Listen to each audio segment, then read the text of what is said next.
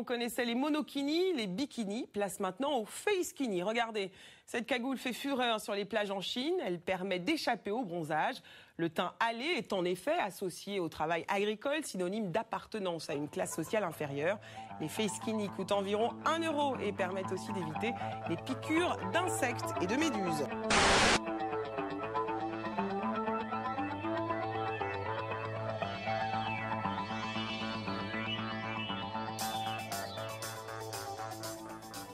Salut à toutes et à tous, bienvenue pour ce nouveau numéro des infos dont on parle peu. Alors j'espère que vous avez passé de bonnes vacances, j'espère que vous avez pu déconnecter comme moi j'ai pu le faire pendant un mois. Ça fait le plus grand bien. Alors nous sommes de retour et nous allons attaquer avec au sommaire les infos internationales, puis l'économie, puis l'environnement. Alors attachez vos ceintures et allons-y. On commence donc avec les infos internationales et avec l'actu chaude du moment, c'est-à-dire la Syrie, où la situation n'a pas vraiment évolué. Chacun reste campé sur ses positions. Alors d'un côté, on a les USA qui s'engagent à accélérer la fin du régime d'Assad en Syrie. Bon, comme d'habitude, on peut se demander qui a donné le droit aux États-Unis de violer la loi internationale et de s'immiscer dans les affaires d'un autre pays. Enfin bon, maintenant c'est tout le temps la même chose, donc on est habitué. Dans le même temps, on a la Russie qui appelle, elle, à ne pas enterrer l'accord de Genève entre la Syrie, la Chine, la Russie et la Turquie, qui essaye de trouver une conclusion pacifique à cette situation. Mais bon, les va-t-en-guerre occidentaux, eux, veulent absolument frapper la Syrie.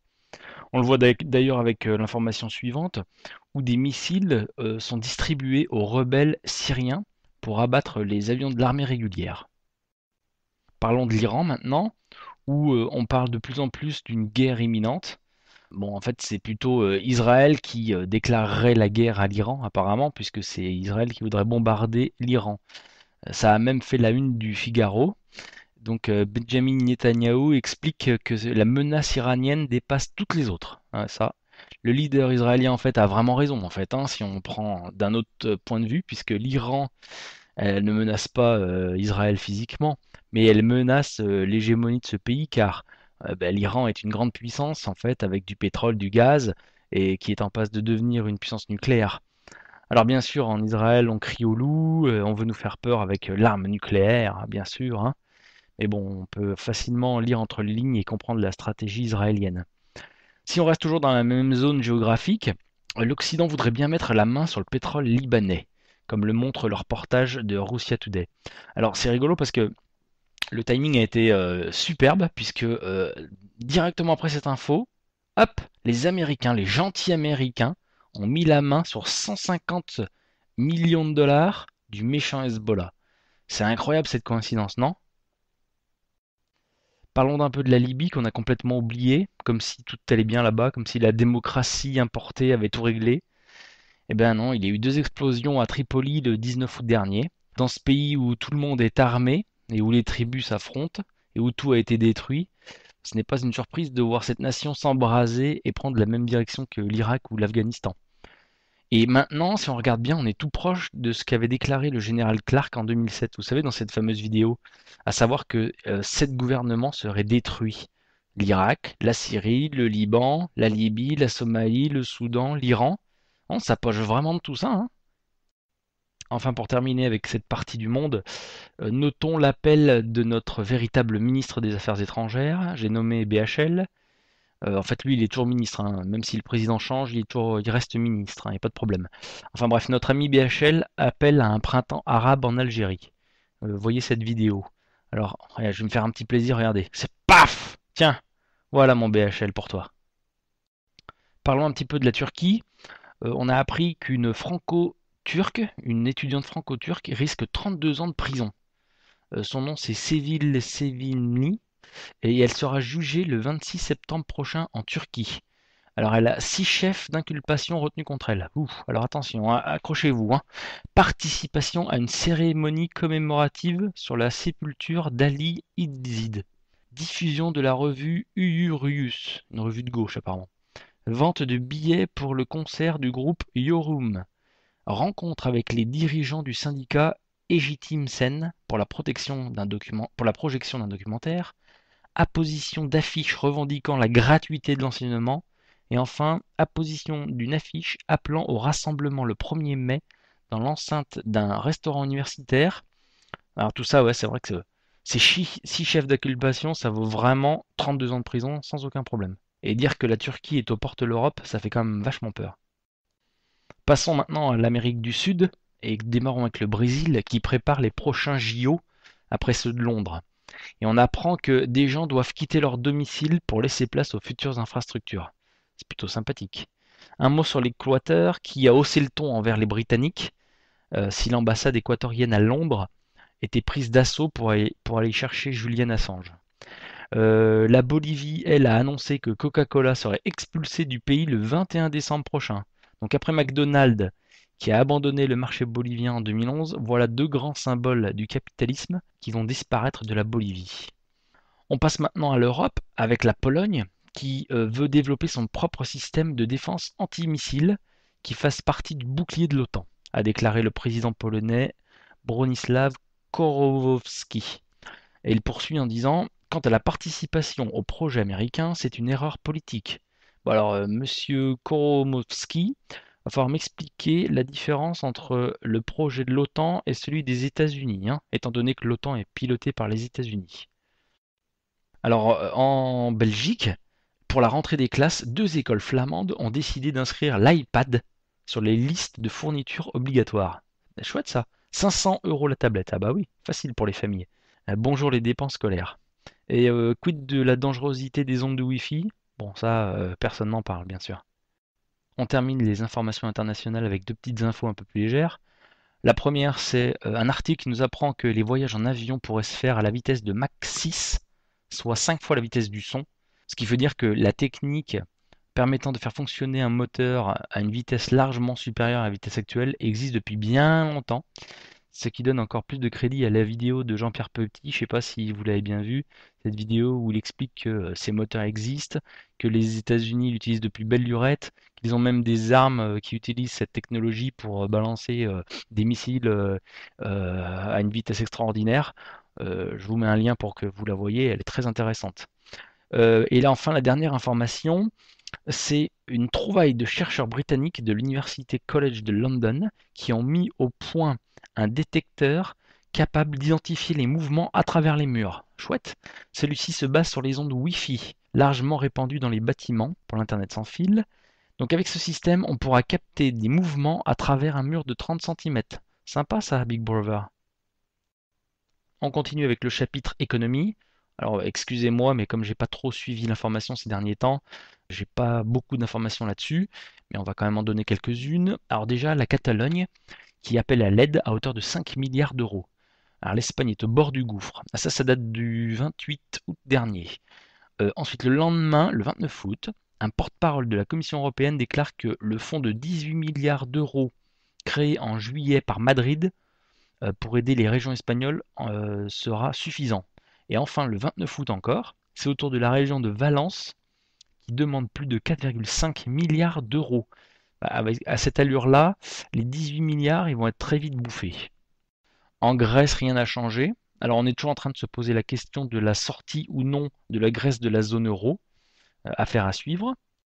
En France, le PIB recule de 0,1% au deuxième trimestre. L'économie française devrait avoir enregistré une légère contraction au deuxième trimestre sous l'effet d'une consommation atone et surtout d'un ralentissement de l'investissement des entreprises qui risque d'hypothéquer aussi sa croissance future. Donc bon, pour le moment, on n'ose pas trop parler le mot récession, mais on n'est pas loin, on y est presque. Passons maintenant à l'environnement et on va commencer avec la pollution pétrolière dans le delta du Niger, comme d'habitude, hein, rien ne change là-bas. Donc la pollution est telle que les défenseurs de l'environnement accusent le groupe Shell de négligence sur ses installations. Et des fuites ont contaminé les eaux et les sols, ce qui vaut aux géants pétroliers d'être poursuivis en justice par 11 000 habitants de la région. Le 14 août dernier, lors d'un vol de surveillance douanière au large des côtes du littoral atlantique, un avion F-406 de la brigade des douanes a détecté une nappe suspecte. Cette nappe longue de 7 km et large de près de 200 mètres. Donc cette pollution a été localisée à plus de 40 nautiques, donc environ 70 km, à l'ouest de Penmark. Toujours en France, un rapport de l'agence de l'eau Rhône-Méditerranée et Corse a révélé que des milliers de tonnes de produits toxiques et de toute nature sont déversés chaque année dans la mer Méditerranée, ultime réceptacle des pollutions des bassins Rhône-Méditerranée et de Corse. Donc voilà, ceux qui reviennent de vacances de Méditerranée, bon ben on les salue, hein, ceux qui se sont baignés dans la mer Méditerranée, vous êtes baignés dans la poubelle quoi. Parlons des gaz de schiste. Alors l'association Santé Environnement, l'ASEF, qui rassemble 2500 médecins, pointe les risques que fait courir l'exploitation des gaz de schiste à l'environnement, mais aussi à la santé, avec la présence dans les puits d'extraction d'agents hautement cancérigènes.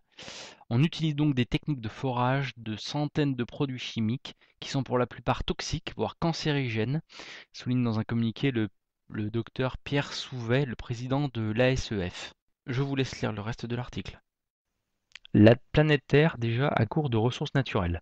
Donc cette année, il n'aura fallu que 234 jours à l'humanité pour consommer toutes les ressources naturelles que la Terre peut produire en un an. Un seuil justement atteint le 22 août dernier.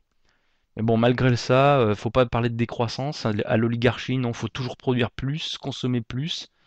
On marche vraiment sur la tête. Parlons maintenant de Fukushima, encore et toujours, et d'une information qui a été donnée par tous les sites d'infos alternatifs depuis très longtemps, et qui a enfin été repris par un média de masse, qui est le Nouvel Observateur, et qui nous rapporte donc que la piscine qui se trouve au sommet du réacteur 4 de Fukushima contient 264 tonnes de barres très radioactives. Une catastrophe planétaire en puissance. Ah oui, mais on l'a déjà dit ça.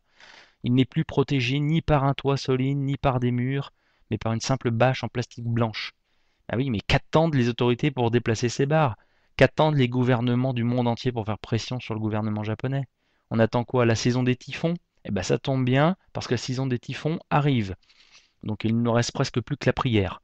Et d'ailleurs, un séisme de magnitude 5.1 a eu lieu le 26 août dernier à proximité de la centrale de Fukushima. Alors le rapport dit qu'il n'y a eu aucun blessé, aucun dégât signalé, l'alerte du tsunami n'a pas été déclenchée, l'épicentre se trouvait dans le Pacifique au large de la préfecture de Fukushima à une profondeur de 90 km. Enfin bon, si ça se trouve, c'est déjà trop tard pour notre piscine. Elle s'est déjà écroulée et tout s'est déjà répandu de l'atmosphère.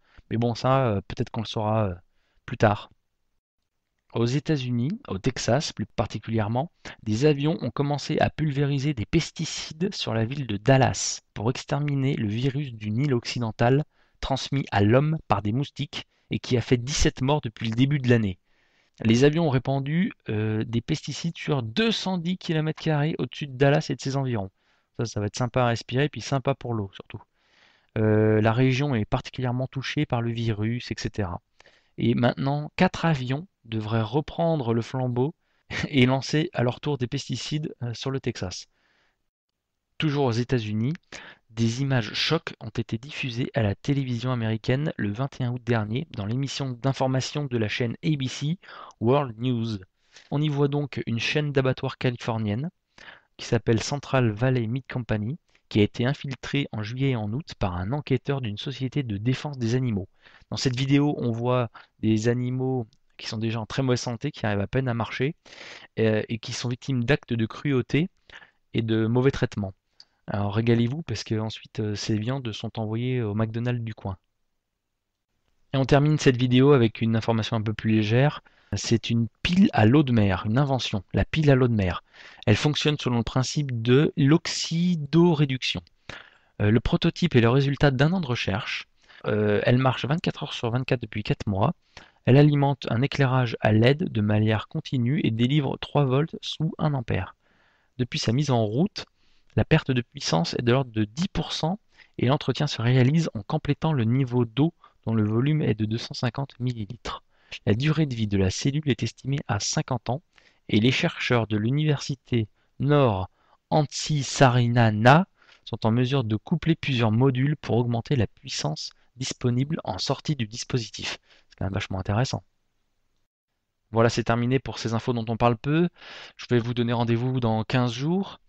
En attendant, n'oubliez pas de visiter mon site, n'oubliez pas d'aller voir ma page Facebook. Et maintenant, la petite nouveauté, c'est que j'ai aussi un compte Twitter, donc n'hésitez pas à vous inscrire.